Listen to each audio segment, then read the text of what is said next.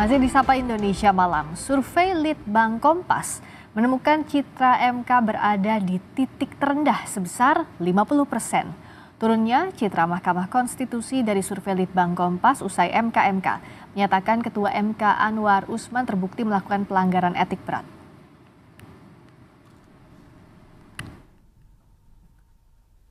Survei Litbang Kompas di awal Desember 2023 mereka citra Mahkamah Konstitusi pasca putusan Majelis Kehormatan MK. Dari survei, Litbang Kompas menemukan citra MK berada pada angka 50%, terendah dalam 20 kali survei Litbang Kompas sejak 2015. Menurut survei Litbang Kompas, citra positif MK yang merosot disumbang oleh responden yang berada di perkotaan. 67,4% responden di perkotaan menyatakan citra MK sangat buruk dan 56,6% menyatakan citra MK buruk. Sementara di pedesaan, citra MK sangat baik, mencapai 60%, dan baik mencapai 47,4%. Hal ini berkorelasi dengan tingkat pendidikan responden, di mana 65,2% responden berpendidikan menengah dan tinggi menilai citra MK sangat buruk. Sementara citra MK dinilai sangat baik oleh responden berpendidikan dasar sebesar 47,5%. Majelis Kehormatan Mahkamah Konstitusi sebelumnya memutuskan mantan Ketua MK Anwar Usman terbukti melanggar etik berat. Anwar dicopot dari Ketua MK dan digantikan oleh Suhartoyo.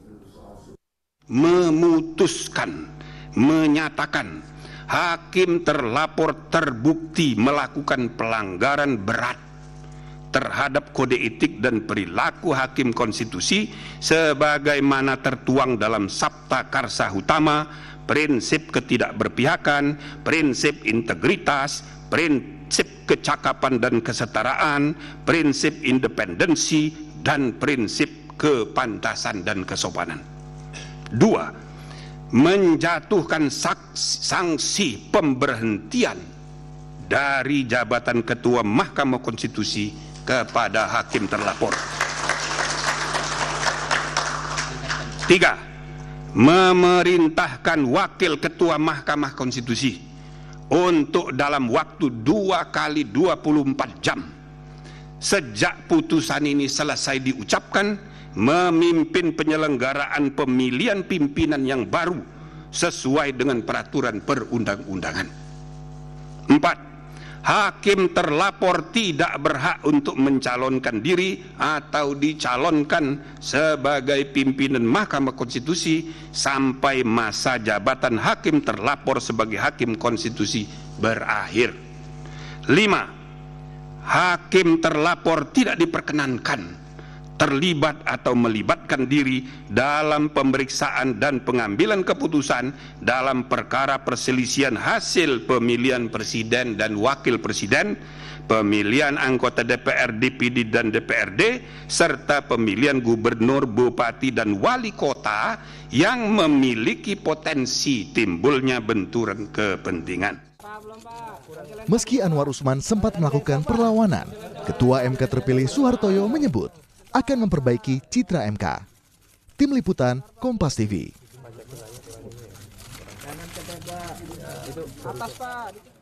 Bagaimana Litbang Kompas merekam citra MK yang kini berdasarkan survei terakhir ada di titik terendah, dan apa yang bisa diperbaiki dari Ketua MK yang baru? Kita bahas bersama peneliti senior Litbang Kompas Yohan Wahyu, bergabung juga pakar hukum tata negara, pendiri Integrity Law Firm Denny Indrayana. Selamat petang Mas Yohan, Prof Denny.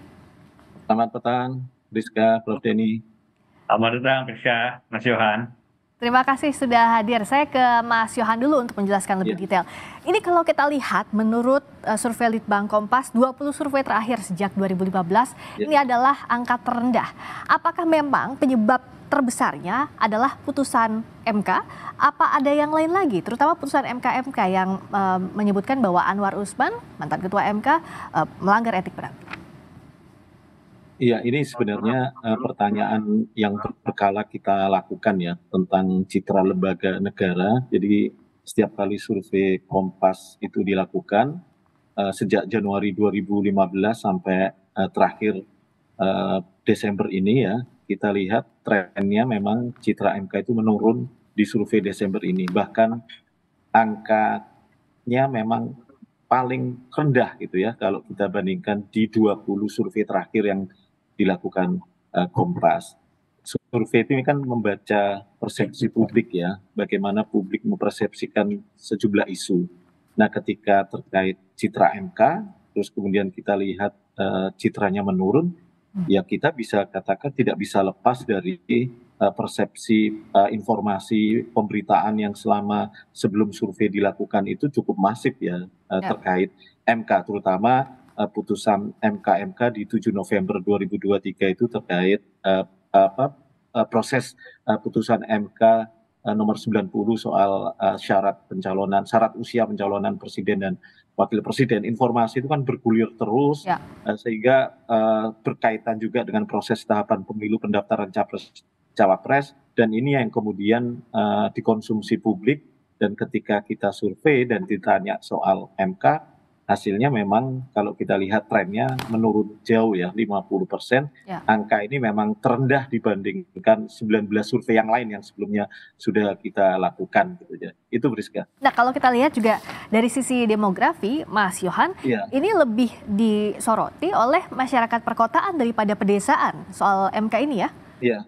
Iya, ini kan isu yang relatif masih kalau kita lihat demografi responden yang menyatakan lebih kritis gitu ya, menyatakan buruk atau lebih buruk, itu memang sebagian besar disumbang oleh responden di perkotaan yang pertama. Kemudian dari sisi pendidikan, mereka lebih banyak pendidikan menengah atas gitu.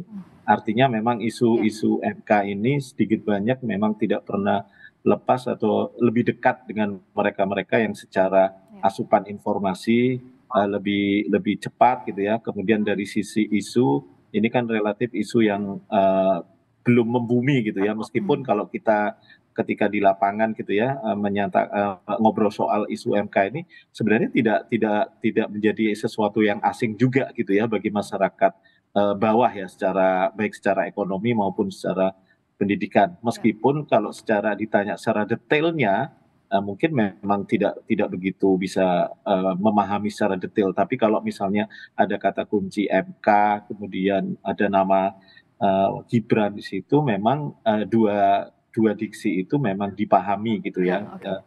Artinya secara isu memang sudah menurun ke bawah, tapi kalau soal pendalaman detail isu itu seperti apa, saya pikir memang ini lebih banyak dikonsumsi oleh masyarakat dari segi pendidikan menengah atas, dari sisi wilayah lebih banyak menjadi konsumsi responden di urban atau perkotaan.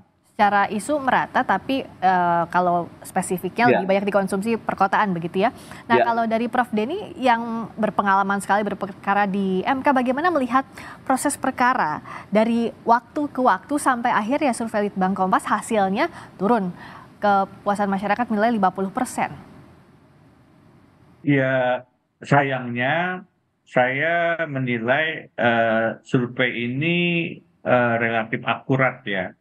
Dalam arti memang Mahkamah Konstitusi berada di titik nadir dari sisi kredibilitas dan akseptabilitas publiknya. Mengapa demikian? Saya berpendapat ada dua faktor. Faktor internal MK sendiri yang dari bacaan temuan-temuan Majelis Kehormatan Mahkamah Konstitusi memang menurun penjagaan prinsip-prinsip integritas dan misalnya syarat kenegarawanannya. Dengan segala hormat kepada rekan-rekan Hakim Konstitusi dan semua pegiat-pegiat yang sedang berjuang di Mahkamah Konstitusi, ada persoalan internal itu, sehingga kalau kita dengar penjelasan dari Ketua MK Profesor Jimli Asidiki, memang banyak temuan-temuan termasuk rendahnya pemahaman dan upaya untuk menjaga konflik of interest. Itu salah satu contoh konflik dari internal. Namun saya juga ingin memberikan ruang bahwa ada upaya eksternal yang secara serius berusaha untuk menabrak dan melemahkan independensi Mahkamah Konstitusi. Oke.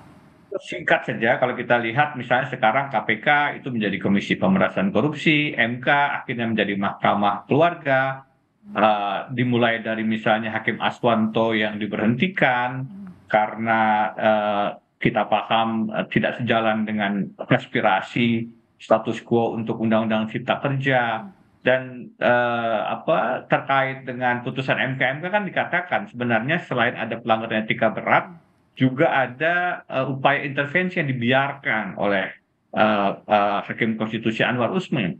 Nah, upaya intervensi ini sayangnya disinyalir dari pihak istana, dari pihak Presiden Joko Widodo yang ditemukan oleh teman-teman jurnalis, di samping beberapa indikasi yang lain. Oke. Kalau pelanggaran kode etik sudah diberikan sanksi, sebenarnya masih tersisa potensi intervensi itu yang belum selesai. Karena itu menurut saya memang penyelesaiannya bukan hanya dari internal saja.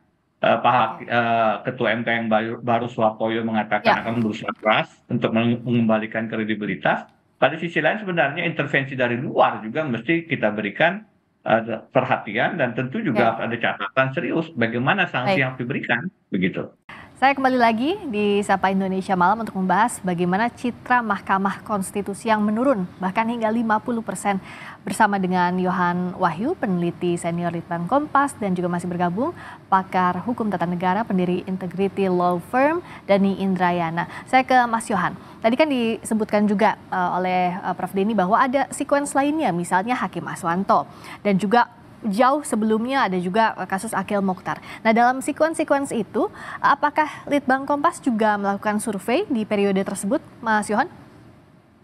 Iya, seperti yang kami sampaikan tadi, kita punya survei berkala meskipun tidak khusus membahas MK ya. Jadi ada pertanyaan yang memang kita tanyakan secara berkala terkait lembaga negara, salah satunya lembaga hukum, dan di dalamnya ada MK. Dan dari situ memang kita melakukan tracking gitu ya, sejauh mana isu-isu citra dari lembaga ini ditangkap persepsinya di mata publik. Tentu karena ini studi persepsi, setiap persepsi publik dipengaruhi oleh informasi yang dia konsumsi, mereka konsumsi. Ketika informasinya banyak negatif, tentu persepsinya negatif. Dan kalau kita lihat pidato awal Hakim Ketua MK yang baru terpilih Pak Suhartoyo itu kan mengatakan bahwa dia akan mengembalikan kepercayaan publik. Artinya apa? Jauh sebelum survei ini rilis, sebenarnya MK sadar setiap kali ada isu yang menjadi sorotan, pasti kepercayaan publik akan merosot gitu. Bagaimana yang harus dilakukan MK tentu mengembalikannya tentu dengan mengembalikan marwah trust publik pada lembaga ini gitu ya. Tadi Prof. Denny juga sempat ada PR yang sebenarnya juga harus dilakukan MK dan diberikan kepastian pada publik bahwa MK ini masih bisa menjadi lembaga yang dibanggakan. Apalagi di isu pemilu ini, misalnya nih terkait sengketa pemilu, ya itu kan juga akan menjadi PR besar bagi MK gitu ya. Nah, dan kepastian bahwa MK akan berjalan sesuai rel yang benar, sesuai kaidah yang sebenarnya sudah semestinya dilakukan, itu yang sebenarnya dibutuhkan publik di satu sisi, dan itu akan kembali meningkatkan trust publik ya. Karena kalau kita lihat rekam jejak di survei kita ketika kasus Hakim Ketua MK Pak Akil Mokhtar sempat turun dan kembali naik ya. MK sebenarnya punya rekam jejak yang relatif mampu mengembalikan trust publik itu gitu. Dan ini saya pikir menjadi rekam jejak yang cukup menjadi harapan publik bahwa MK masih bisa menanggapi apa yang menjadi kemauan publik gitu. Nah, PR besar MK dalam waktu dekat ini adalah nanti sengketa hasil pemilu. Kepercayaan terhadap Mahkamah Konstitusi harus dipulihkan, Prof. Denny. Apakah putusan MK terakhir cukup untuk memperbaiki citra MK, dan bagaimana juga menguatkan etika kelembagaan untuk memperbaiki citra ini? Iya, putusan MK, Prof. Jimli, Yang Mulia Wahidudin Adam, dan Profesor Bim Dasaragi tentu membantu ya. Meskipun itu hanya titik awal, karena kemudian selanjutnya publik tetap menunggu bagaimana langkah-langkah terutama terkait dengan skandal Mahkamah Keluarga. Dan kemarin sebenarnya ada harapan, kami sendiri kan sebagai pelapor ya, ada harapan bagaimana sebenarnya putusan 90 yang menjadi cikal bakal skandal Mahkamah Keluarga itu bisa dilakukan koreksi. Ada uji material yang diajukan, kami sendiri dengan rekan Jenderal Arifin Mokhtar juga melakukan uji formil. Sebenarnya kami membuka ruang, tidak menghambat, tidak melanggar prinsip final and binding putusan MK yang tidak bisa dirubah, tapi bisa kemudian dilakukan dalam tanda kutip perbaikan dengan memeriksa permohonan-permohonan yang baru itu. Itu kalau kemudian digunakan sebenarnya bisa menjadi titik rebound ya. Harapan kami. Kenapa? Karena upaya kami untuk memberikan kontrol kritis terhadap Mahkamah Konstitusi dilatar belakangi jangan sampai dalam peristiwa politik pemilu 5 tahunan, MK kemudian digunakan sebagai kendaraan strategi pemenangan yang cenderung interventif atau bahkan manipulatif dan tidak jarang koruptif. Nah, itu yang sekarang marak terjadi. Sekali lagi bukan hanya di KPK, di mana kemudian kasus korupsi bisa menjerat lawan tapi merangkul kawan, tapi di MK itu juga ada kasus-kasus yang mengubah aturan untuk kepentingan strategi pemenangan.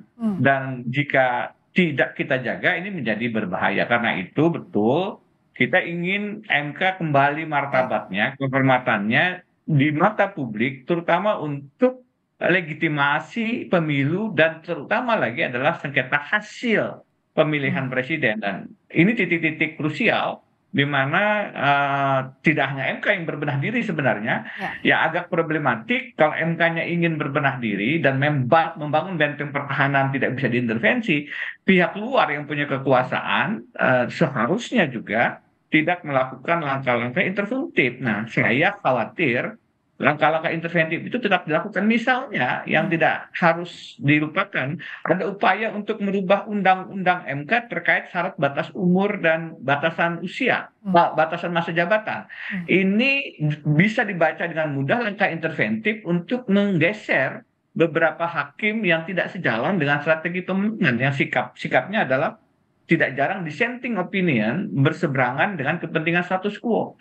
Ini setelah putusan 90, jadi yang saya dengar kemarin sempat digeser dari Desember, tapi kemungkinan akan disetujui perubahan undang-undang MK itu di bulan Januari. Hal-hal semacam ini harus kita kawal dari sisi publik. MK tidak bisa sendirian, penguasa tidak boleh intervensi, publik juga membantu dengan melakukan kontrol secara kritis. Baik, Mahkamah Konstitusi berbenah diri, publik mengawasi, dan juga jangan ada intervensi dari berbagai pihak. Terima kasih Mas Yohan Wahyu, peneliti senior Litbang Kompas. Terima kasih Prof. Denny Indrayana, pakar hukum tata negara, pendiri Integrity Law Firm. Terima kasih, selamat malam.